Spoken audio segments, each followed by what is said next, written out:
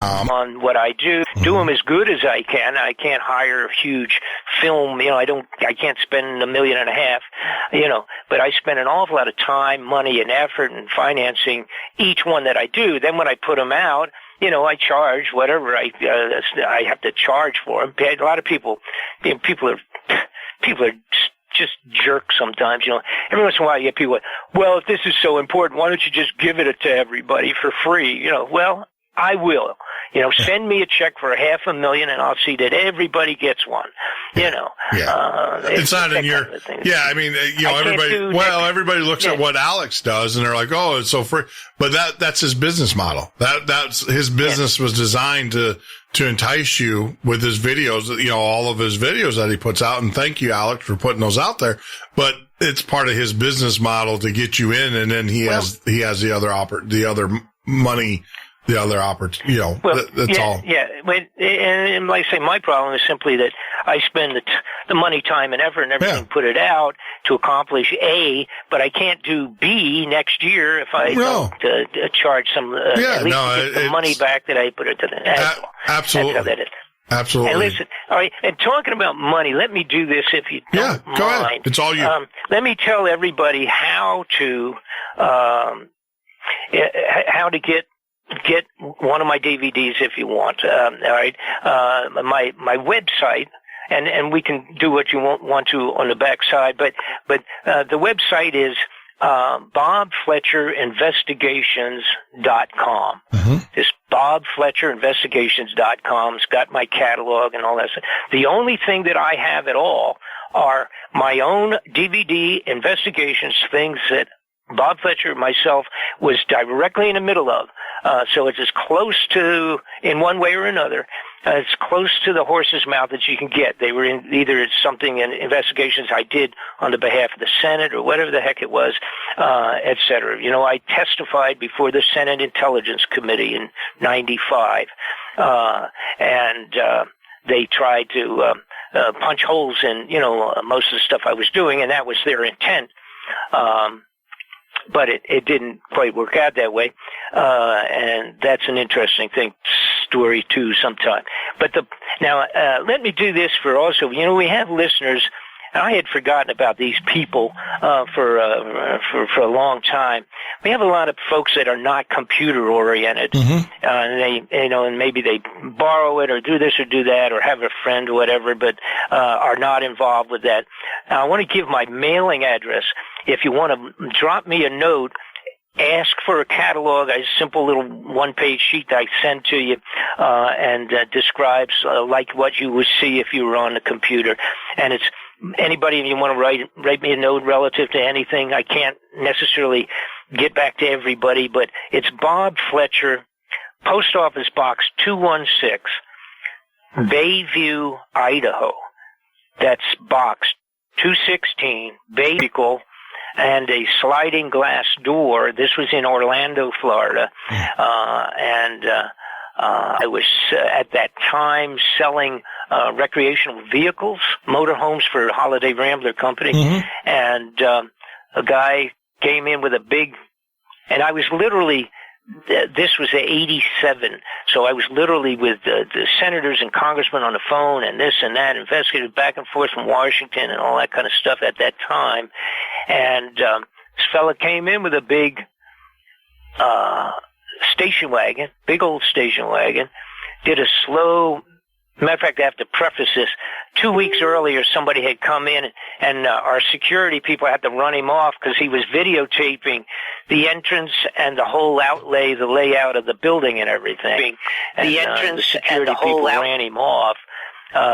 This fella a couple of weeks later comes in with a big station wagon and slowly makes a left looping turn, and then once he's lined up front on, head on into where my sliding glass doors are, he puts it to the floor and literally hit a speed brake, leaped into the air, went through a 3-foot fence and through and this is externally, a 3-foot fence and a wooden sitting bench, and through my sliding glass doors with about 7 inches on each side clearance, and with full intentions of killing me. The front end of his car slammed to a stop about 24 inches from my desk, which was facing outward, facing him, facing the glass doors. And the only reason it stopped was that the rear end got hung up down on the planter that was right out front, and it stopped this vehicle. And that's exciting. That'll get your adrenaline going. I was only about 9:15 in the morning. I hadn't even finished my first cup of coffee, and it was pretty exciting stuff. Then he tried to back out, couldn't get out, got hung up, and then he decided to come in and make like it was an accident. Whatever happened to the guy? Nah, it was an accident, just an accident. What can I say? And we couldn't check him out. We followed. Of course, I was not financially capable at that time to do a heck of a lot of anything. We went as far as we could to find out, and he was from Tampa. He'd come over to kill me. That's all. Whatever. Tampa to Orlando. Yep. With his station wagon. Yeah, and then later on in Orlando, during the Contra hearings, the two major investigators, quote unquote, for the Iran-Contra hearings. One was a Central Intelligence assassin named Thomas Polgar, and the other was a guy named Bob Birmingham, an FBI guy. They came to Orlando to interview me. And when they set up the interview, I said, "Oh, okay, fine. Where do you want me to? Do it at the FBI building?" Because I had, matter of fact, done extensive reports to the FBI, the ATF, and tried to do it with the CIA, but they wouldn't talk to me. This was in the early stages of being aware of what Gary Best was carrying on. And it's funny. Now, the FBI has 200 pages or more of myself in their records. At that time, stamped on the front is top secret, front door, which means go right straight all the way up to whoever's running the FBI for my paperwork. Anyhow, so that was the amount of interest they had. But so here comes Bob Birmingham, known for doing covert things in many directions. Thomas Polgar, who literally was the ambassador's CIA guy at the embassy in Vietnam when they pulled the helicopters taking people off of the roof of the embassy. He was the chief CIA representative. All right. So now years later, he and Birmingham are the two top investigators. All right. Both of them probably involved with wet jobs previously. That's my opinion. I don't know, have any good evidence. Well, let me put it this way. There's an awful lot written about Thomas Polgar. An awful lot. And that again was where there was narcotics with the embassy and all the rest of that stuff. And smuggling narcotics, by the way, out of Vietnam in the dead carcasses of our soldiers. Yeah. Shipping them to America, having them opened up, and then remove the dope, sew them back up again, and put them in a burial site. So that give you an idea of the despicable some of these characters were. Anyhow, so these guys, I said, "You want to meet me at the FBI building or what?" And they said, "No, you just come to the so and so hotel there in Orlando." I said, "Okay." And they said, "It's a 16th floor." And I said, "Oh, okay, very good. I'll see you there, whatever time you want." So I show up, but I took with me my lawyer friend of 20 years, the same one that had been with me with all this mess. And that surprised them. Yeah, they can't throw you out a window. Yes. By yourself. That apparently was the idea, because when I got there, They had no tape recorder, no papers, no pen, no pencils, nothing. They had nothing at all to make any notes with anything. Now, I have to also, to show you how important it apparently was, because it didn't dawn on me until about maybe a week or so later. The day that they were with me was the first day of Oliver North's testimony at the Iran-Contra investigations in Washington, which was the most anticipated, important part of the entire inquiry. Was his statement, was his thing. And these two guys are in the 16th floor hotel room wishing I didn't bring my lawyer along with me. And so they ran us around in circles verbally for about 30 minutes, shook hands, and that was the end of it. Tried to tell me that because Gary Best was selling Hellfire missiles, tried to tell me there was no such thing as a Hellfire missile. See, I think they thought they had some dumb toy manufacturing idiot that was imagining, stuff. And of course, the Hellfire missile is still being used today as we speak. One of the major missiles still up on the drones that they fly around in the desert and blow people up with, and it's a Hellfire missile that they use. Gary had come in one time on my desk and threw a Ford color brochure on my desk and said, "This is what we're going to start handling." The ATF, when I went down to them, they got all excited. They said, "Oh, can we? Does he have a bunch of the missiles there at the toy factory?" Which I thought was about the stupidest thing I'd ever heard. I said, no, you don't not shipping missiles in and out of the little toy factory in Marietta, Georgia. I said, no, of course not. I said, when he sells them, they're shipped and picked up and they're going wherever they're going. And I said, he certainly doesn't have them in his office, Yeah. So, anyway. Okay, so what would you like to ask me about anything else? I'll tell you, let me mention... All right. I'm still digesting Sonny. I know. You've thrown a lot of... I mean, obviously, a lot of these things I suspected, but it's great to talk to you, and it's great that our listeners hear it right as they would say, from the horse's mouth. I mean, you are there, and like I said, Bob, you have the bona fides. People can look you up and know that there is yet to be anybody. Sometimes we'll get guests on and they'll make statements, and then you can go out to the internet and you can say, people say, well, this is bogus, right. But you definitely, as they would say, you definitely stand up to the Stanton Friedman, background check. I mean, you're definitely, bona fide. I'm just at awe, and I'm just, I don't want to say shocked because you confirmed.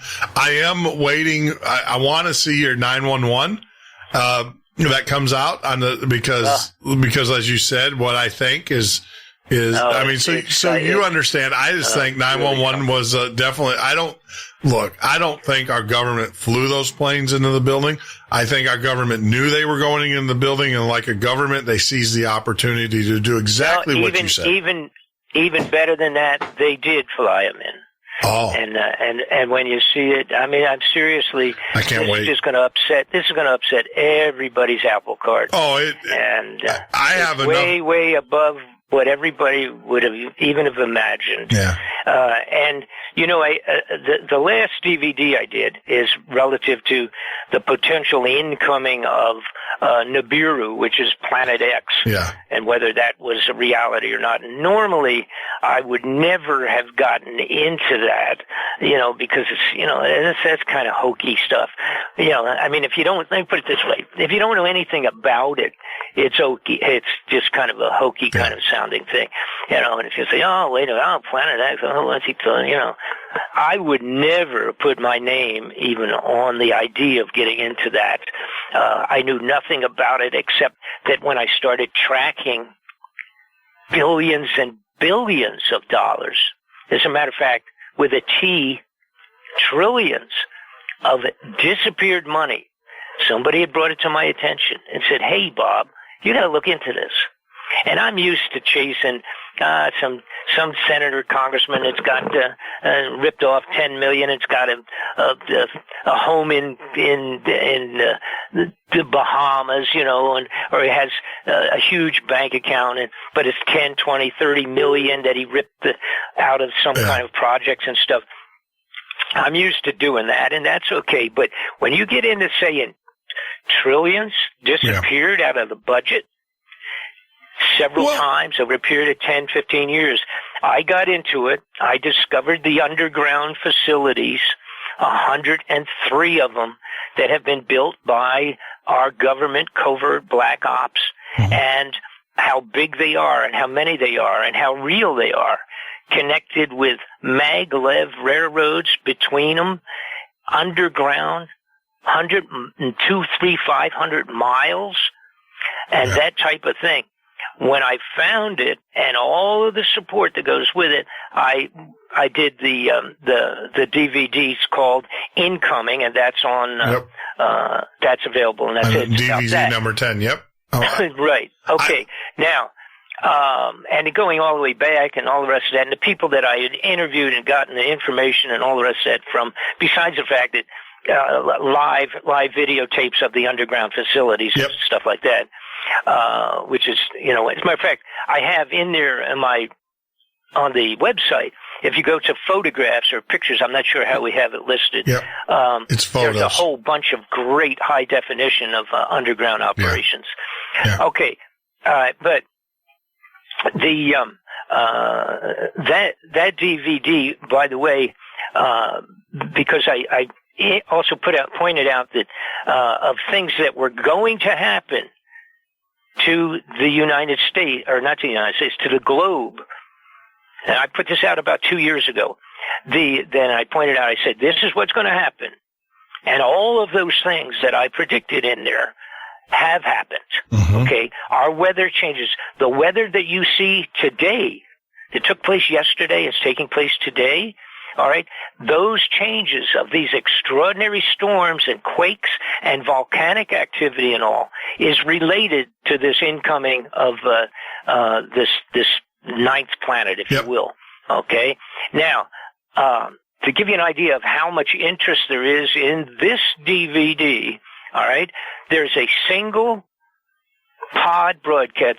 There's many, many, many of them. There's an awful lot of people have been covering this, covering my DVD. But there is just one I'm pointing out that I just discovered the other day by chance. Nobody even brought it to my attention. My wife found it, as a matter of fact. That a single podcast that actually put out a very good extensive program that I had done with someone on that subject, just on that particular incoming DVD, that has had 265,000 hits. Yeah. Oh, I know. I have Joseph Raina, and he's 5 Eagles. He's on the show, and he kind of covers our Planet X Nibiru top. And every time he's on the show, he's kind of like, it's funny, we joke about it, but he's like our Linda Moulton Howe for our show. Right. And every time he's usually on Friday nights, he'll pop in, and those are our number one listened to show. Usually our number one listened to shows. Except I think this one's going to be up there too. You're going to be up there with Dr. Ram and those guys that we've had on the show. But I do want to get, and I wanted to make sure that we segment the shows, because I don't want to throw away, because I'm telling you, there's people that are going to be listening to this show tonight going to be going, oh my, I want them to understand their peaceful little world of our government is going to be rocked by listening to the show. And then absolutely, I want to talk about, with your 911, maybe we'll bring you back and we'll talk about Nibiru. Give you a dedicated show for that. I didn't even want to get into that so much, yeah, but I did want to point out that it was, being the most recent one that I did. And, and I put in here that, for me, it's a real loser, because if I'm right, there's going to be terrible havoc will be wreaked in whenever period of time it actually comes through close. And if I'm wrong, I'm a jerk. And if I'm right, and nobody's going to pat me on the back because they're going to be trying to save their lives. They're either going to be dead or they're going to be. So it's a loser for me. Yeah, but the interest is mind-boggling. We've actually have filled. We've filled our orders out of the country. That's even amazing around the world. But the story is true. I mean, the thing is that we had Brad Olson on the show, and Brad, he wrote the Esoteric series, and he's on Discovery Channel, but he was on the show, and he was like, we've got underground military bases. He's like, they took one of the bore, the big drill that you have a picture of. He said they dropped one of those in Virginia, and he goes that no one's seen it since. No, as far as all of that, I mean, and the DVD just covers everything. After people see the DVD, I mean, if you still have questions about it, then you didn't pay attention. You got a problem. You didn't. You definitely didn't pay attention. Yeah, I wouldn't.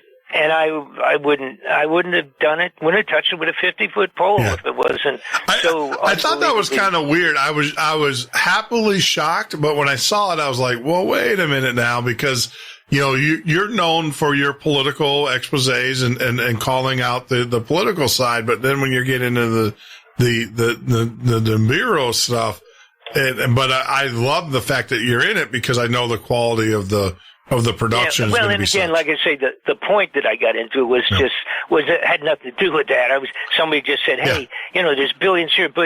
How about 2.3 trillion disappeared the day before 9/11? Yeah. The day before 9/11. Yep. 3 trillion from Rumsfeld. Rumsfeld comes out and says, I lost 3 trillion, and they say, oh, we have to look into that. Then they did, and the hit in the Pentagon was where all of the records and investigation. You had even more so. Building 7 was the criminal investigation, the civil for the FBI. That was actually in Building 7, and you're absolutely right. In the Pentagon, the DOD investigation was in the ring that got nailed by the supposed airplanes, right? And and that's not what it was either. And I tell you what that is in the new one coming out. Yeah. I can't wait. So let's do this. Let this one cook in the minds of our listeners. I want to bring you back, and we'll kind of throw a teaser out there. We could talk about UFOs. What do you want to talk about next time you come on? Well, I don't know. Let's see. Well, the big deal probably will be, because I don't want to get, the problem when you're working on something, and you say, I'm gonna do put this, that one in the can. Well, what happens is we get people who want to pre-order it. We can't do that at all. No. Let's not talk about 9/11 until you're done with it, and then okay, that's the name of the game. So when we get back, anything we talk. I don't know. Or the CIA and drugs, or even whatever. Well, I think we pretty much covered. I think we got that one. I'm just trying to. I'm throwing a teaser out there for people. So, do you want to do Nibiru? Yeah, we can do and that. The underground bases? That'll be fine because that was an amazing, interesting, complex investigation I did. Spent a long time, money, time, effort. Holy mackerel! It was like a 2-year thing. Yeah. Because again, I was just looking for the money.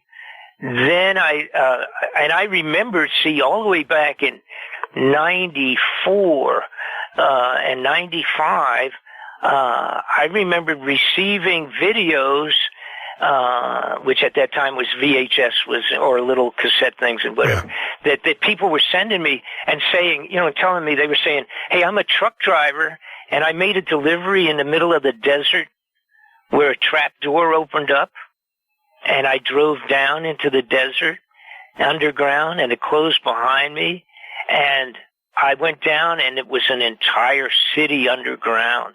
And this was in 95, right? Yeah. And I was thinking, whoa, and you look at it and you say, oh my God, this is real. What in the world is that?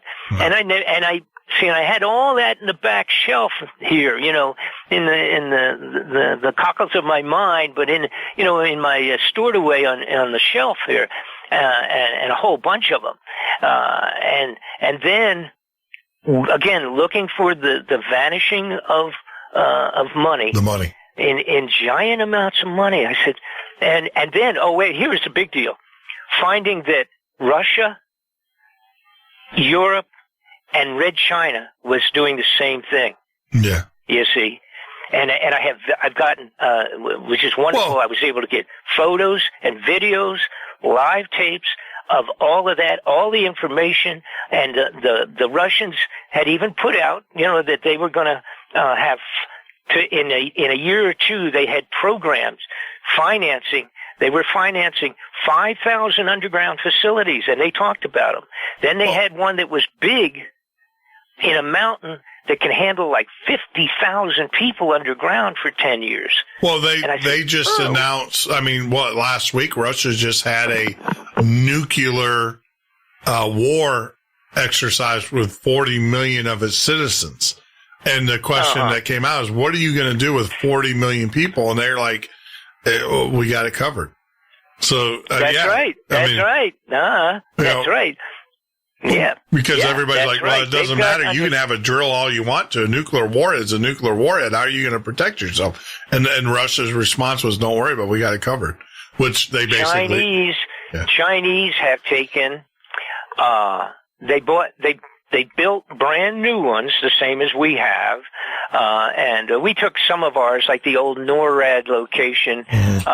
We redid the Cheyenne Mountain. We went in, shut them down for about a year, redid it, and expanded it so it's bigger and better than it was.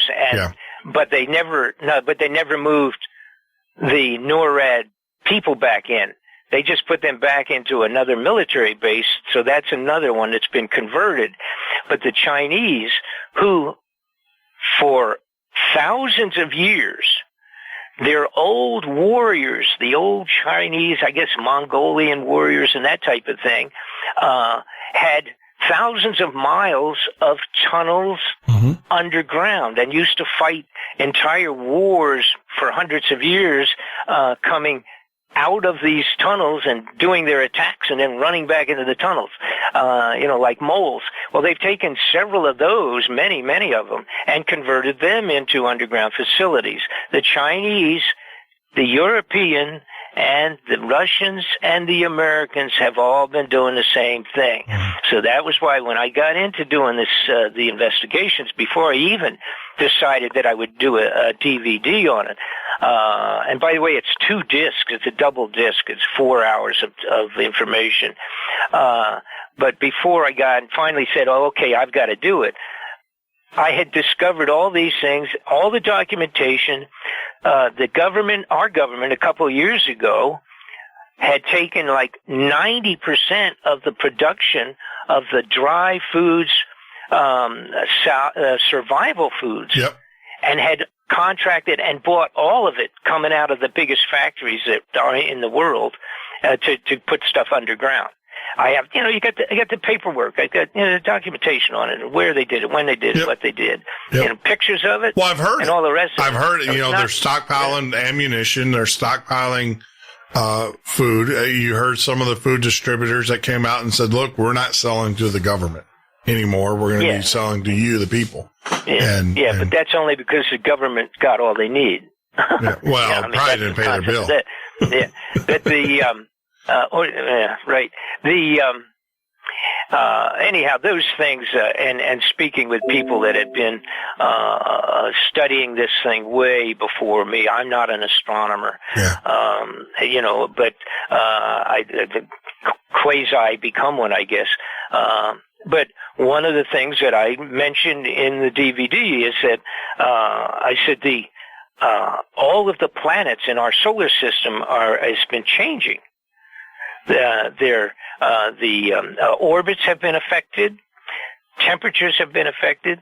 The surface, including the moon, now has some kind of a saline salt type of an atmosphere that's developed. That things have moved. They're in different places. They've heated up. Some of them are having a volcanic type activity that never had before. Yep. And I had put in this, again, bearing in mind this is a couple of years now that this has been out, that I said this is what's going to happen in the next couple of years, according to experts that know what they're talking about. And the weather will be changed on the surface of the earth forever until something happens. And by the way, and Planet X is not going to hit Earth, but according to the people that know and have studied it, they say it will pass close by and will just cause a gravitational havoc, and which it had done before. It has done it a couple of times, see. And it's hard to say exactly, but the bulk of people have said that, we're talking possibly in a 5-year period of time. So, whatever, and we don't know, but all of these crazy things are taking place, which includes all of a sudden a real interest in getting back on the moon and going to Mars as far as the people are. Russia said that they're going to the moon. And Russia, the Chinese, and the Americans. Yep. Oh, well, I don't know if America. All of a sudden. Yeah. America says they're doing it, but I haven't said, well, you got Elon Musk and you got Bezos, but I actually think that's a starship for the rich. That has nothing to do with us. And a lot of this, with the new one I'm working on, I cover a lot of that too. Yeah. Things that I discovered. An awful lot of the stuff in the last, I've been doing it for 30 years. Stuff in the last 10 years, an awful lot of it, what has happened is I'm doing A and B, and it brings me to C and D and E and F, that kind of a thing, where I'm looking at one or two things, and then in the middle of doing it, somebody says, well, how about this? Are you aware of this little thing over here?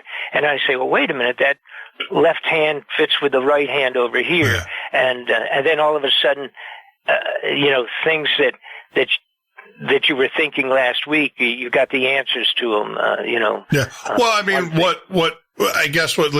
I have guests on here that talk about Planet X and stuff, and I've always said, show me I'm a science guy, so show me the facts, show me the figures, show me all that. The fact that you come into it because there's $3 trillion missing, there's money missing from budgets and stuff, or, missing, and you come into it looking at that, thinking that there, once again, there's another Iran-Contra kind of deal out there, and that backdoors you into, no, they're building these Noah Ark like facilities. Right. And then of course, why are they building Noah Ark facilities? What do they know that we don't know? That's right. See, and and then they did things like when some people thought they had located it was on the planet Earth, the Planet X, Planet Earth scientific, where you can actually see it, on a given location up in the sky, and then they blocked it off, It's like, whoa, wait a minute, what happened with that? Yeah, if nobody's worried about it, why did they block it off? Yeah. And again, the big deal to me, the real eye opener when I started getting into the incoming idea of the Nibiru problem, was not just that the Americans were doing this.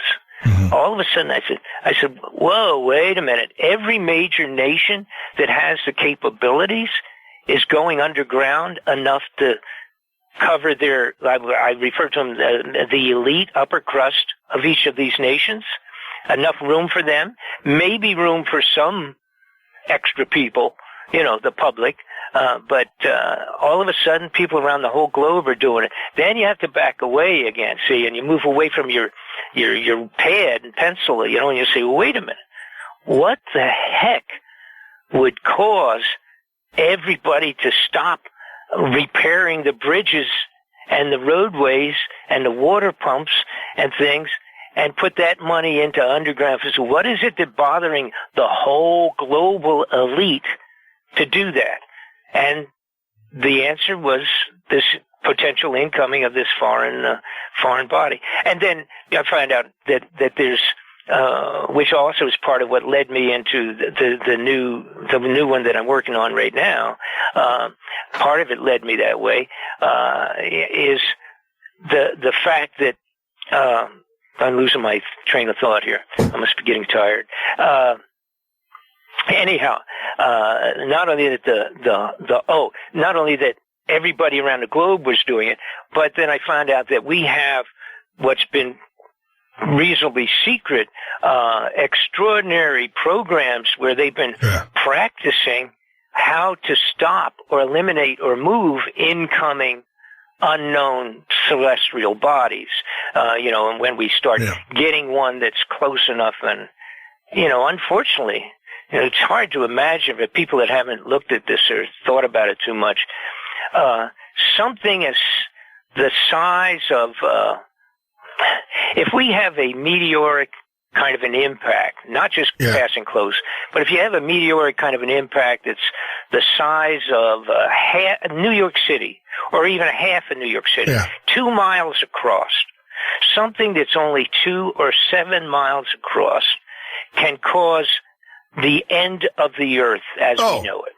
Yeah. See, and people, people just, they don't even think about it. Some of the stuff that's been passing, by the way, we had a tremendous part of this also is in the last 2 years is the increase in shooting stars and meteoric and stuff like that. See? Yeah. And people say, oh, well, they'll know what it's, well, it doesn't make any difference. Yeah. And by the time you see these things, like the one that came through Russia, if that had just hit in Moscow a couple of years ago, it would have wiped it out. He's the one that, and people, in Australia. You can't imagine it. It's a little bit like the new weapon that we have. One of them is the rail gun, which shoots a rail that has no explosives, but it travels 17,000 miles an hour. Yeah, it's all kinetic. And the kinetic energy impact is like 2 atomic bombs. Oh yeah, and it's a shaft that's maybe 16 feet. It looks like it looks like a lawn dart. The classic lawn dart games that we used to do as kids. Yeah, that's right. And but again, it's speed, velocity, size. These things become astronomically over our head to even imagine. It's just hard. Yeah. It's hard to configure. Well, that exactly, and that's we were talking about that. Last week, there was a meteorite that went through over Australia, lit up all of Australia. If it would have hit dead center in Australia, it pretty much would have wiped out 3/4 of it. Luckily, it landed in the ocean. And even then, when it landed in the ocean, it Richter scale was like 5.7. It registered on the Richter scale. Oh, sure. So, and the the other things like the meteors that we see on a regular basis, like what is the one Halley's Comet. Yeah. Halley's Comet has a tail. Now you have to realize, of course, Halley's Comet is really just frozen ice and dirt and stuff, and it's doesn't amount to much. Comes around every 75 years like clockwork. You can almost set your watch on it. Comes around and zips past, goes around the sun, goes back out, and goes away for 75 years, and then it'll be back.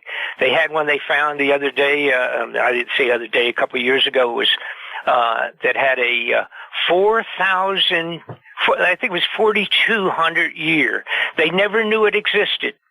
And when it came in and around and they did all the calculations, and they said, it'll be back in 4,000 years. Mm-hmm. Goes out 2,000 miles an hour, or 2,000 years out, and then turns around and comes back in around again. And so it'll be 4,000 years, and we'll have to see it again.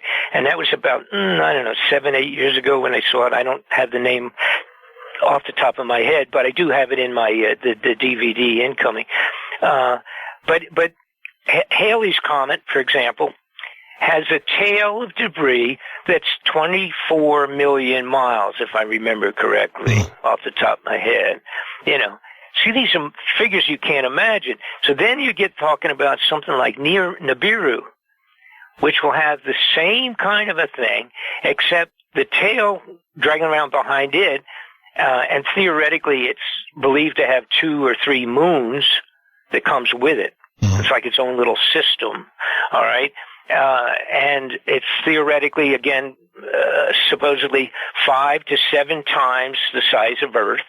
Yep. And at any distance out, passing between us and the sun, what it's going to do, theoretically, again, this is what I've been told, it will come in and go around the sun, and the way we are orbiting in our time of orbit, etc., that it'll go around the sun, and then we will pass through the tail. Earth will pass through the tail of the junk, space junk. That will be a real problem. That's going to be a meteor storm. Then we will continue on around the sun as we do, and it will have been in front of us, so to speak, and go on back out around the sun, the other side, and head on out to Never Land again for whatever period of time. And then we will pass through that departing tail where it's going back out. We will pass through the departing tail a second time. And that's supposedly, mathematically, this is how close these guys have this stuff down, 155 days between going through the first one and then going through the second one.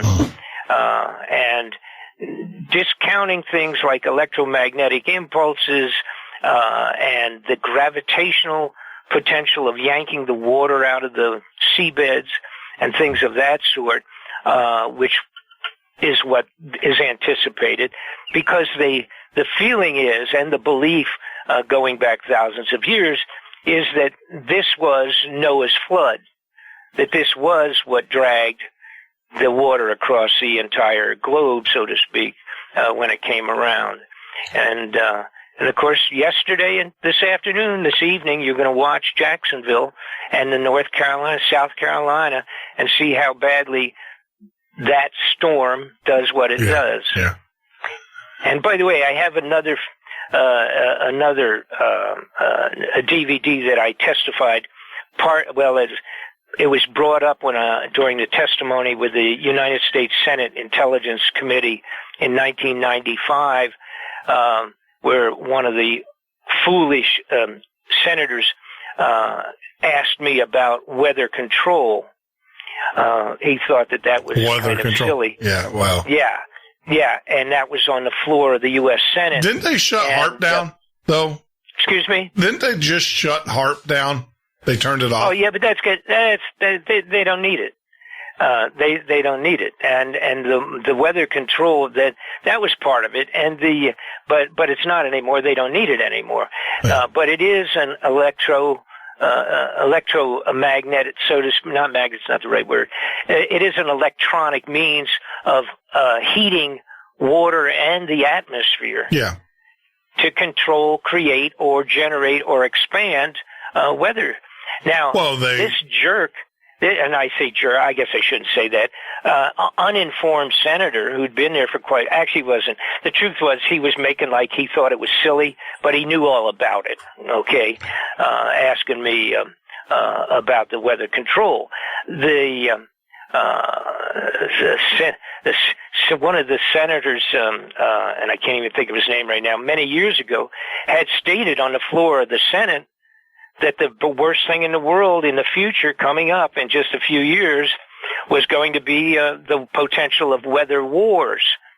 And in 1976, I think it was, we signed a United Nations treaty with every major nation of the world, and it states, now that we have the ability to control the weather and create earthquakes, we have to agree to not use it as a weapon of war between us. That is a United Nations treaty. And these jerks are sitting up there in Washington, the Senate, and the Congress, and they're saying, "Oh, Mr. Fletcher, what is this stuff you're talking about? Weather control. What is that? That really, could you explain what you're trying to say when you said that there was weather? Give me a break." Yeah, we signed a treaty. Why would we sign a treaty on something that we don't do? We right? signed a treaty at the United Nations of the 3 or the 5 major nations of the world. That we wouldn't utilize it, which of course that's stupid, but, when we have something, when we have the atomic bomb, we used it. When you have weather control, you use it. That's right. And, it's a defense. Think about how many battlefields can be slow, or battles can be slowed down if you have a dust storm or if you have a thunderstorm or you have fog where airplanes can't fly. Right. They used it in Vietnam. Yeah. That's how far back. Now, I have to add the caveat to this thing, and that is that what they were doing then was pretty much just salting so that they could create rain on the Ho Chi Minh Trail and turn it into a mud slime so they couldn't travel.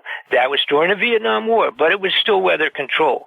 What they have now is the electronic manner by which they can superheat the atmosphere and the water in a given area. Therefore, again, expanding, creating lows. If they hit this, and also we can draw it by hitting in a given area, they can draw this hurricane any direction they want to. And matter of fact, the statement that this guy was, the Senator Cole was asking me about, he said, because I had done an interview with the United Press International or Associated Press, and they said, what was it that you meant that the New World Order was going to use the weather control as a weapon? And my response was, I didn't bring it with me, but I'll give you the entire package so that you understand everything, who, what, when, and where, including the treaties, with the UN. But the bottom line was, he was making like he didn't know anything about it. It would worry me if he didn't. He was on the Senate Intelligence Committee, so. Well, they know. They had these meetings. I remember. He was kind of also part of it was like, what did I mean by New World Order? You know what I mean? That was like, what is that? Some kind of a spooky, strange thing. And these guys. It was funny. I set that inquiry up myself. It was in 95. It was right after the Murrah building thing. It was in 1995, June of 95. Yeah. And April was when the Murrah building went down. And they wanted to do a congressional inquiry on the militia and the strength, the Senate and the Congress, on the strength of the militia, because they were trying to imply that the militia had something to do with it, which is, which is stupid, but anyhow. Yeah, they did. I remember the big crackdown after that on the militia. Yeah, no, it was this big deal, and they did all kinds of stuff, scared the average citizen to go to any meetings because they were photographing their automobile license tags and stuff. They making people think that the militia was involved, and that was crazy. Nobody ever did any of that stuff at all. Yeah. There probably were some screwballs that would have, and I've said many times that 10% of every group, organization, 10% of the police force, 10% of the government, and 10% of civilian groups, you're going to find nutcases, But that certainly doesn't mean that it's a mandate. But the way that went together there was, it was funny because I'll tell you this, and then I'll kind of wrap it up here in the next break. Yeah. I heard, because I had already done. Matter of fact, I had already been a candidate for the United States Congress in Orlando in 1990. Okay. I already had that behind me, and I had heard that the Senate and the Congress were going to try to do some kind of an inquiry. So I called Senator Arlen Specter, who's a bad guy. Rest in peace. He's a bad guy. I kind of had a hate-love relationship with him because he kind of came around and understood some of it. But he's a guy that came up with the magic bullet theory for the John F. Kennedy murder, you know. Yeah, yeah. So I always have a bad taste in my mouth on that one. But I called him and I said, because he was with the Intelligence Committee, and I said, you're thinking about doing this. I said, look, why don't you just work with me? I said, because myself and two other people, we have the Militia Montana, which has been the biggest cultivator of the movement, the Patriot movement in the United States for this year.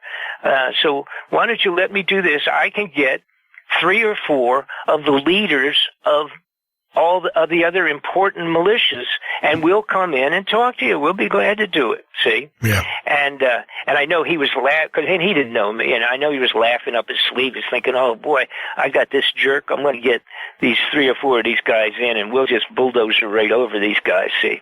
Because none of us are politically oriented, so to speak. Yeah. I myself more than anybody, but so he figured they'd come get us in and make fools of us. That was the idea, anyhow.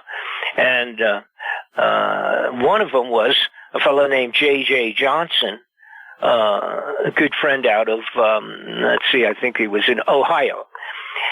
And he had a big following in Ohio, a big militia group, Patriot militia thing. And I had 2 or 3 others that were brilliant. One of a guy named Roy, I can't think of his name, Norman Olson, who was an educator and very brilliant. He's a constitutional student. He was really great. But J.J. Johnson, I invited him, and I got Norm to come, and then a couple of others, and then I brought two people with myself from the militia group, and but the point was that J.J. Johnson. First off, they had been part of what they were doing in trying to make fools out of the militia movement was, of course, that we were backwoods guys and we were Yokums and we were up in the woods. You're redneck KKK members. And then here comes J.J. Johnson, by the way. And that's right, that we were racist KKK guys. Yeah. And of course, like in my case, I'm a city slicker. Unfortunately, when I bought a ranch in Montana, is the only reason I happen to even run into those guys. Yeah. But J.J. Johnson is a black gentleman, right? Yes. And it was great. So what happened was they didn't know, and I said, all right, put on the list J.J. Johnson and Norm Olson and this one and that one, and we'll all show up and da-da-da-da, and let us know what you can contact them and everything. So I get a call about 4 days before the meeting in Washington, D.C., by one of our inspector's people, and they said, Mr. Fletcher, somebody told us that J.J. Johnson is a Negro.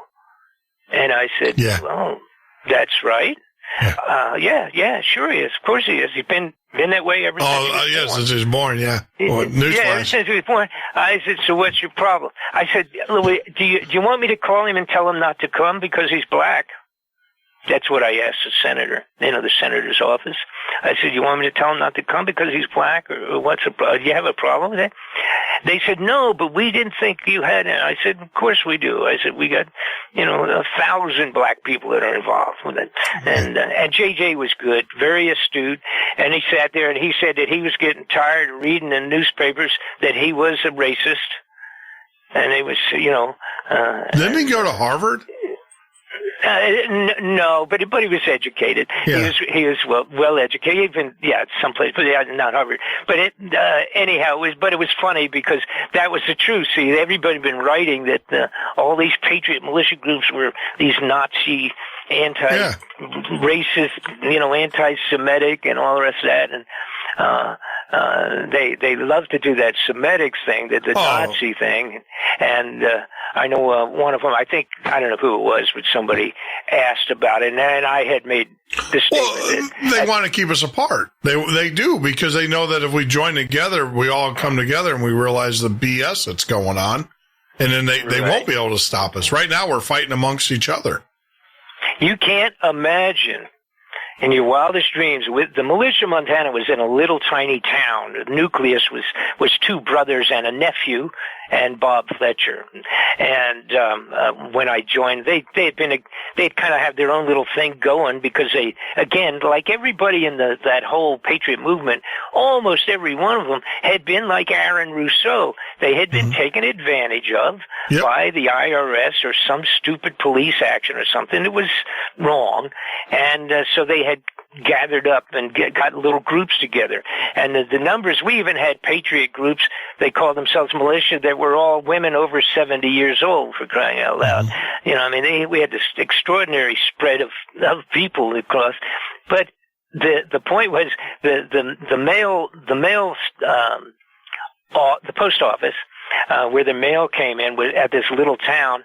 They had to hire a brand new full-time person just to handle our mail, that, by the way, was being delivered in the back of the pickup truck in, like, typically 2 5-foot sacks of mail each, that had to be dragged out and picked up with 2 people to drop off. That's once we got rolling, because we were on every single television. We were on Phil Donahue's show. We were on Good Morning America. I even did Good Morning Australia, for crying out loud, with a video hookup. I was interviewed by TASS, the Russian news reporting stations. We did Japanese television. We did everything you could imagine. I mean, we were rock stars. And again, right there in that period of 95, around in there. And that was what really scared the crazy people in Washington, because all of a sudden it went from a handful of what they referred to as, wackos, to a serious. Actually, I think it was like 75,000 of us across the country, for crying out loud, that you could really count. And but that was some crazy stuff, and whatever. But the bottom line is, unfortunately, the people of America have to understand what has taken place to our country. It's out of control. The secrecy of government is going to kill us off. They have the ability to cover unbelievable theft of funds, movement of funds, activity of weapons, creating weapons, and delivering weapons with equipment that is just beyond people's imagination. With impunity. They will think, but besides that, when they find out what is now here in terms of, on the ground and ready for use, it's like Star Wars. And it's the stuff that 10 years ago people would have thought were total fantasy, and is now a total reality. Yeah. Very, very scary stuff. Yep. And so, Bob, let's wrap it up. How do people get to your films and to your videos, your website? And again, just if you want to drop me a note, it's Bob Fletcher, Box 216, Bayview, Idaho. Box 216, Bayview, Idaho, 83803. And, of course, you can go on the computer there and punch up on the Internet, BobFletcherInvestigations.com. And actually, I think if you just put Bob Fletcher Investigations or Bob Fletcher Nibiru or Planet X or any of that, there's like 1,500 sites, and it'll end up chasing you over to our website. All right, Bob. Thanks a lot. Thank you, my friend. I'm definitely gonna call you because I got a name I want to run by you, and you tell me if I was in the thick of it or if I'm okay. Oh, and of course I didn't know all of them, but do that. If I know anything about them, I'll tell you. Definitely let me know. All right, sir. Well, once again, Bob, I appreciate you taking your time off your busy schedule. We will definitely be back in touch. We're gonna let this one cook for a little while in people's minds. And then, God willing, we will be in touch, and we'll do another show, maybe a whole show on Nibiru. Yeah, we'll get back, or maybe even on the new one. On the new one, that would even be better. That's right. That'd be a great show to do when you release that. All right, sir. Take care of yourself. God bless you. God bless you. Take care. Yep. Bye now. Bye. There you go, Bob Fletcher, the one, the only. Oh my goodness! Like I said, there's very few people that when they start talking about the conspiracy theories that I will actually kind of go, yes. And Bob is one of them. And that's why it's very important that we got him on the show for you guys, because like I said, he has the bona fides. He has, you can look him up. You can see everything he says is exactly what has happened. His life, his businesses. You can look up the businesses. You can look up the vistas. You can look up everything that he has made a claim to here. And yes, all the way across the board. So I appreciate him taking time out of his busy schedule to share with you, to share with us, to share with me. Wow. What a night. What a show. I just don't know. It's going to take me a while to let this one focus, let this one sink in. But I appreciate you guys listening to us. If you are a first time listener, make sure that you on YouTube, hit that subscribe button. If you are on Facebook, please share the site. One of the things too that we really don't talk about, if you are listening to us on Spreaker, please sign up for Spreaker and follow us. The reason being is that we actually were in contact with Spreaker, and we have a great opportunity to be featured on iHeartRadio. In other words, we can actually get on iHeartRadio, even though we are not going through a radio station per se, because the radio stations usually are iHeart, but they will allow us to do that. But we have to have a certain amount of listeners or followers on the Spreaker system. So please, if you are listening to us on Spreaker, get out there, sign up for a Spreaker account, and then follow us. That would help us out tremendously as well. Like always, it's been a great show. I appreciate Bob, coming on, sharing with us. Get out to his website, help support him in his effort. And I know a lot of you guys are. All right, so let me drop this down. So this is Jeff. We're back actually live here in the studio. What a show. What do you guys think about that? Bob Fletcher. Wow. And it was awesome. I sat and actually listened to the show. Man, I'm glad I listened to the show. There's some things that I definitely need to work on, my craft a little bit. And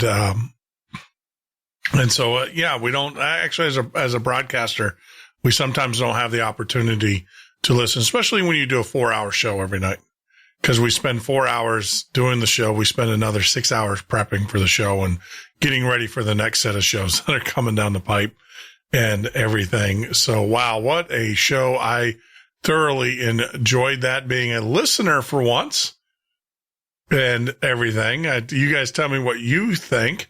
Now, one of the things I think we're going to do is if you'd like to give us a call, you can actually call us at TMO Listener on Skype, or 352-388-3900.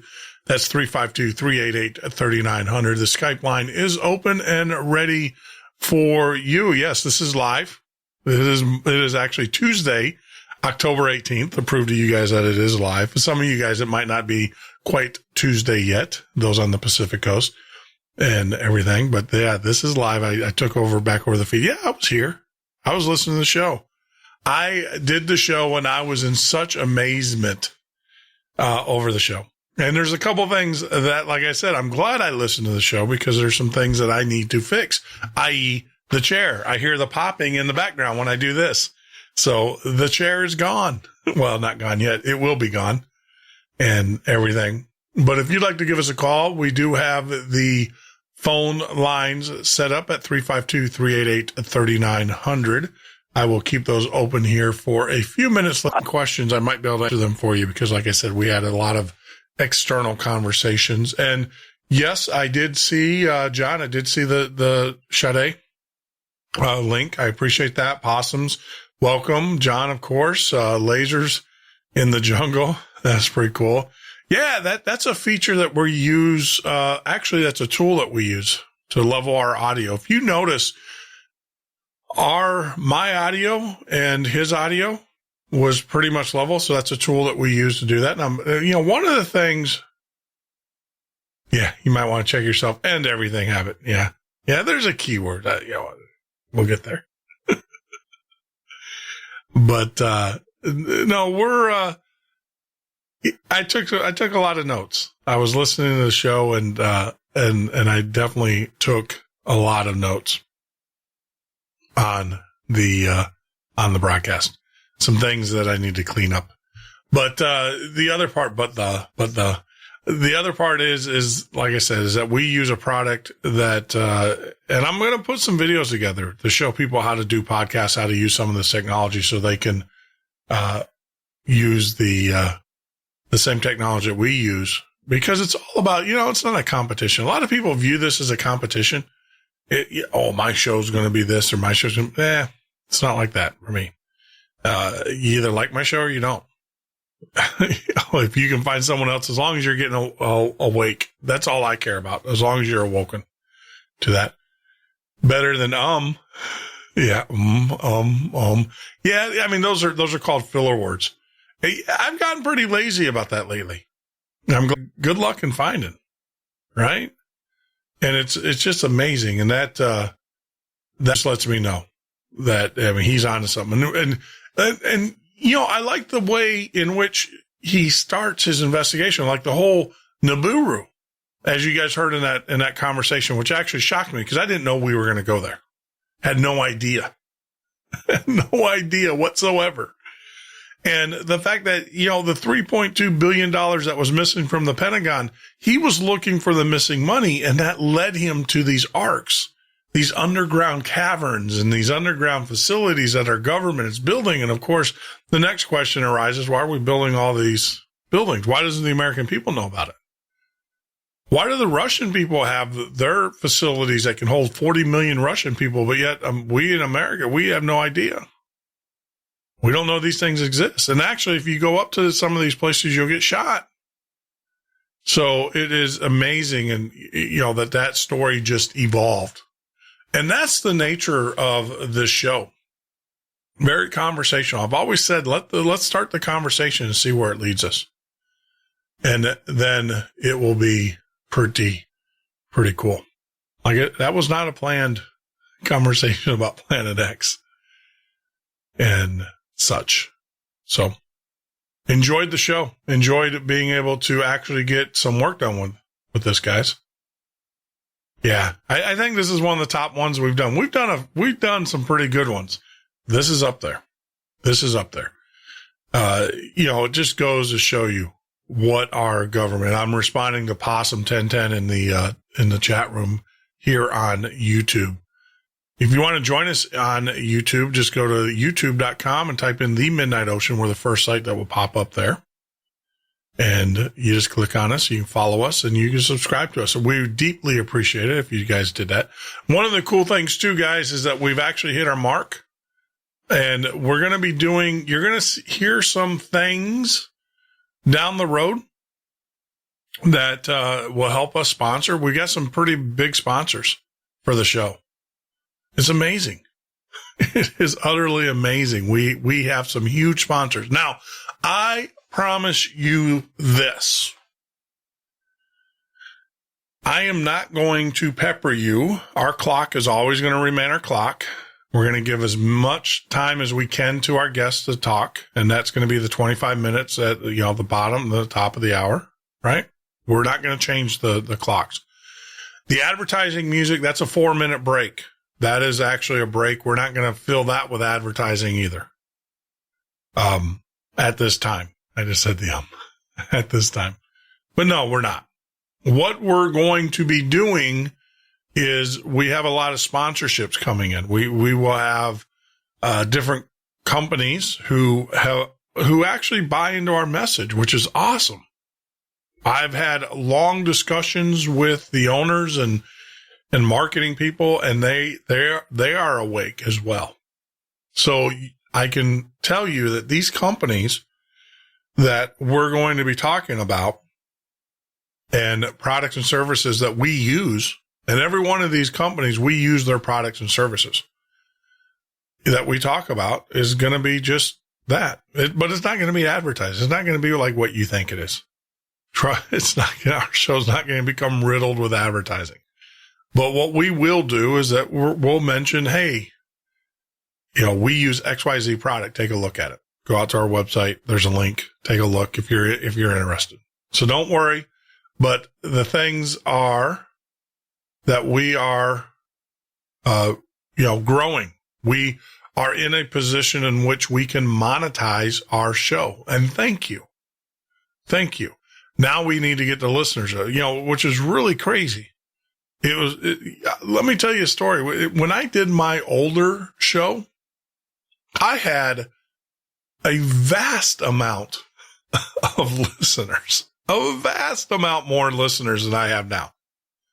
And I was kind of ranting about it a little bit earlier, that we have these great guests, but we don't have the listeners. And I couldn't get an advertiser or sponsor to touch us with a 10-foot pole. But this tells me that we're putting out good and good comes back. Because we have some really cool sponsors coming down the pipe. Yeah, some really cool sponsors. People that products that I use, products that the products you're buying anyway, so you might as well get them from us. I mean, and some major corporate sponsors. And you know what's really cool? They're awake. I've talked to every one of them personally. That's what we were doing today. We were doing all the paperwork. There's a lot of paperwork that's involved in this stuff. And that is really cool. So that's a good thing, because it shows me that there are corporations out there that are awake and they get it and they understand. It also shows me that we have a message, and it also tells me that we got great karma, because shows with our listeners, I mean, we got good listeners, don't get me wrong, but we're growing. But the fact that we're able to bring on board sponsors is just incredible. But my commitment to you is, number one, the show will always be free. We will always post it on Facebook, and we'll always post it on YouTube unless they block us. I was setting up the Facebook page tonight, working on that. I have, and got my hands slapped a little bit as we're setting up groups, because we're trying to set up groups that are divided, not divided amongst, but we have a lot of listeners that come to the show for conspiracy theory. We have a lot of listeners that come and listen to the show for UFOs, alien abductions, things of that nature, metaphysics. So what we're doing is we're breaking those out, and we are advertising, we're promoting our shows in the appropriate group. So I was working on that during the show as I was listening, and guess what? I got blocked. Facebook blocked me. It's amazing. It's amazing how they just don't want this message to go out. But oh well. But if you'd like to give us a call, like I said, this is last line, last chance. 352-388-3900. That's 352-388-3900. I would appreciate it. But let me go down here in the chat room. It was amazing. Thanks, Jeff. John, you're very welcome. Yep. That is a great news story. I'm on about 10 minutes back. I was about 10 minutes back. Oh, yeah. Yeah, there is a delay. I don't know how long the delay is. I think usually 10 seconds. But yeah, there was a time where I think the system stopped. Yeah, on Spreaker was the first time that I've ever had this happen on Spreaker, where Spreaker dumped the feed twice during the show. And so we'll repair that and get that back up. But the good news is that the Spreaker feed was actually, I'll just delete the 3 files that they created and then drop the original file there for tonight's show. But wow, what a show, what a night. I appreciate it. Remember, hey guys, please tell your friends, and if you want to help us, if you want to get the word out, and I think there's enough of you that know me, who have done this, who have listened to me, to know that I'm not taking sides in anybody's fight. I'm just getting the information out there. I'm taking sides on our side of the fight. When I say anybody's fight, I'm saying out there in the chat rooms and everything. We have something bigger to do, and that's to get the message out. We can't be fighting amongst each other and everything. If you like this show, please show your support by telling your friends and family about it, posting it on Facebook, One of the things we will do is that we're going to start taking the events and start posting them again on Facebook. The other thing is that I have created, you can go to the Midnight Ocean page, and you'll see the events start getting posted up there again. And take those events, tell your friends, your family about them. We would deeply, deeply appreciate it. It would mean a lot to us. Now, tomorrow, let me tell you, you don't get guests like this for being a bad show. So obviously we're doing something right, and someone absolutely is looking over our shoulders and taking care of us. But we have L.A. Marzulli going to be joining us in the studio tomorrow. Not in the studio, but on the Skype line. So L.A. is going to be here. Kathleen Martin is going to be joining us. Neil Slade is also going to be here. And also Beth Leone is going to be here. Beth Leone is pretty impressive. We actually did the recording over the weekend because of her busy schedule and the things that she's doing. That was a cool show. This is a 5th degree black belt. She's in it. She's in it. And, yes. And well, you'll listen to the show and you'll see who her boyfriend is. And I tried really hard not to ask her to do me a favor because it was all about her. I think it's rude to invite someone and then say, hey, by the way, can you bring, but who knows? We might be able to work it out. But Beth is going to be joining us on Friday. And of course, then we have Bob Zimmerman on the 24th is coming back. And then what's really cool on the 27th, Stanton Friedman is going to be joining us on the 27th. We also on the 25th and 26th, we got some pretty cool guests lined up there. We're just working with our publicists to get those things confirmed. They might be recorded shows during the day because the night is kind of rough. And then also we have Jonathan Young coming up next month, which is going to be really cool. Jonathan Young, for you that don't know, he's like the folklore guy. So that's going to be a great show. And, Jonathan agreed to come on the show very early on. We had, bless his heart. I mean, this is a cool dude. And I hope we just turn out everybody for him because we had 2 scheduling conflicts. Every time he scheduled or rescheduled, we had another conflict. That's why we went to a 1 calendar system. And that's why I'm handling almost all the bookings. So that way we don't have these issues where we have myself and my lovely daughter who is booking people as well, where we're double booking people on the same date. So yeah, we got some really, really great guests coming out. I mean, we're stacked, guys. And I think that we need to show up more. We need to get more people to show up to these shows. And we're doing it and it's getting there. I mean, our download numbers are incredible after the fact, but I would love to have more and more people during the show. And one of the things and I'll just take your opinions on this you guys let me know in the chat room. Let me know in the chat room. But we have been kicking around the idea of doing, recording the shows during the day live, letting you guys during the day participate in the shows and then doing a refeed at night of the shows. And then what that will allow us to do is that if we get more listeners, we can open up the call lines. Right now, it's really embarrassing for our guests if we open up the call lines and no one calls in. So that's why we haven't been doing it. If we get more listeners, though, that number will increase. If we can get, on average, on a nightly show, if we can get, 200 or 300 listeners a show, we're going to have enough call-in people. And then that will do it. Oh, John, we have the capability to do multiple lines. We really do right now. The problem is not the multiple lines. The problem is when you only have 6 to 20 live listeners,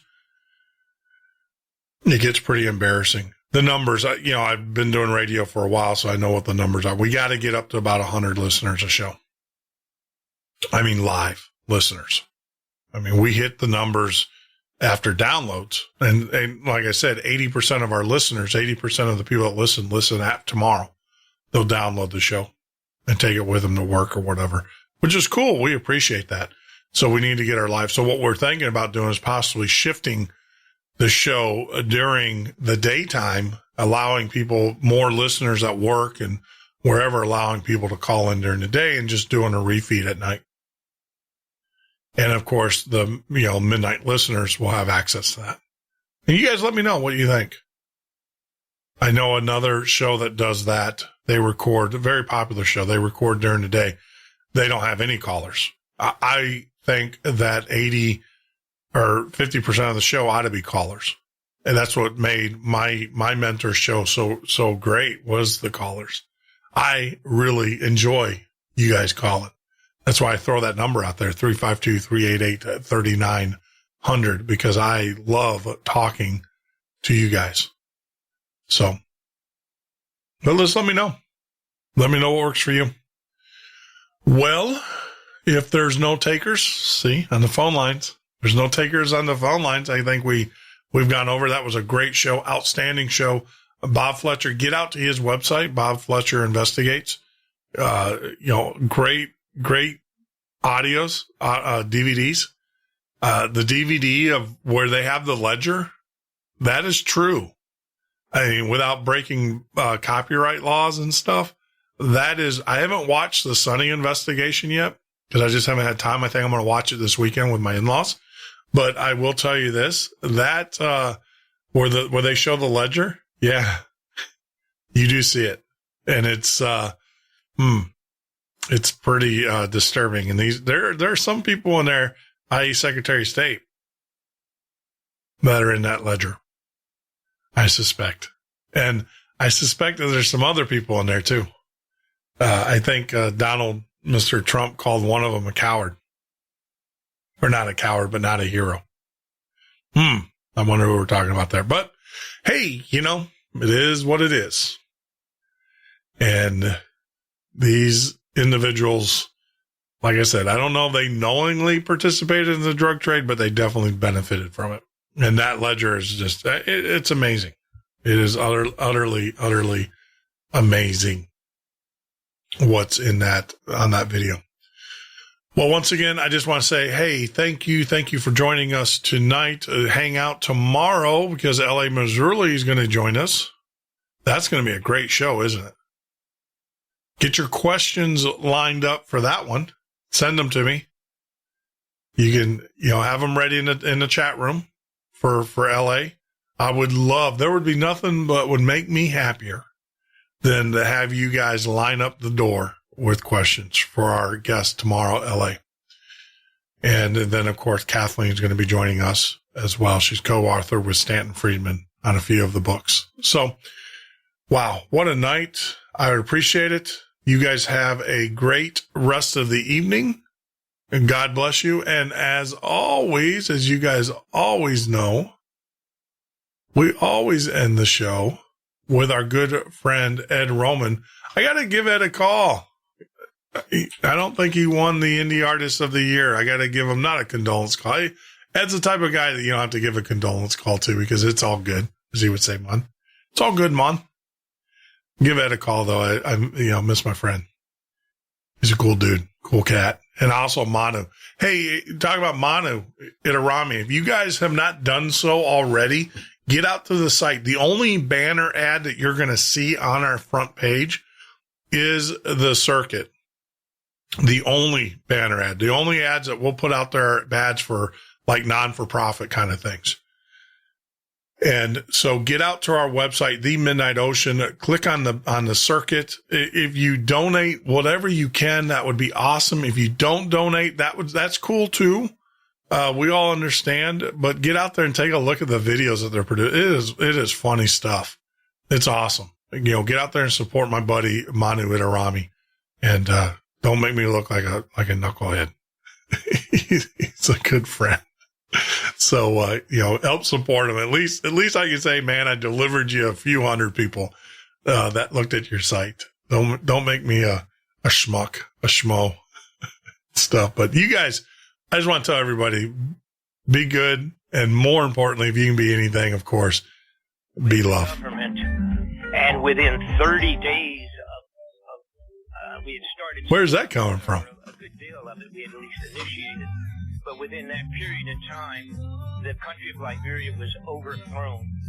And Liberia... I'm going to have to replay this one. That was funny. It refed itself. So there you go. Let's redo this, guys. It's kind of funny.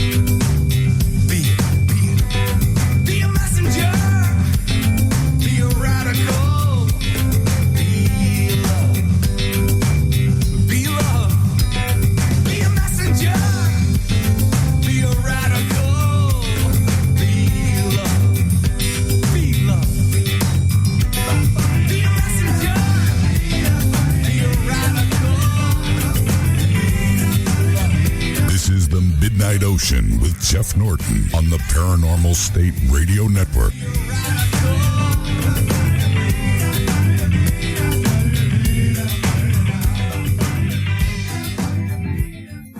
This is the Midnight Ocean with Jeff Norton on the Paranormal State Radio Network.